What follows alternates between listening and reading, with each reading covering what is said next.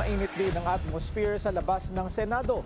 Daan-daan ang nagkilos protesta laban sa mga senador na kumakampi umano sa China. Yan ang agenda report ni Ryan Reloban ng Abante.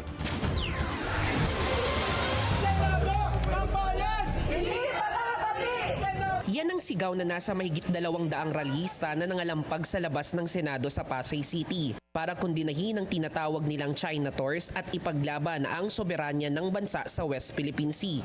Bitbit ang mga placards, nagmarcha sila patungong Senado.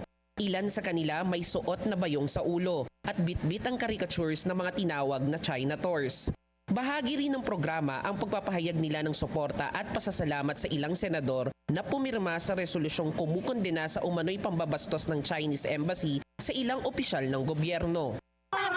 China, meron po tayo UN Clause and Arbitrary Tribunal na sinasabi po na ang West Philippine Sea ay awarded sa Pilipinas. Kaya pinapanawagan po namin na tanggapin yung digging decision na yun at iba ng West Philippine Sea at ibigay ito sa mga Pilipinas.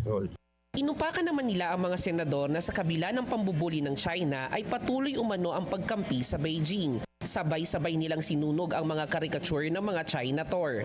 Kasabay nito, tinuligsa rin ng mga rallyista ang anilay disinformation at propaganda ng China. Para sa agenda, Ryan Reloban, Abante.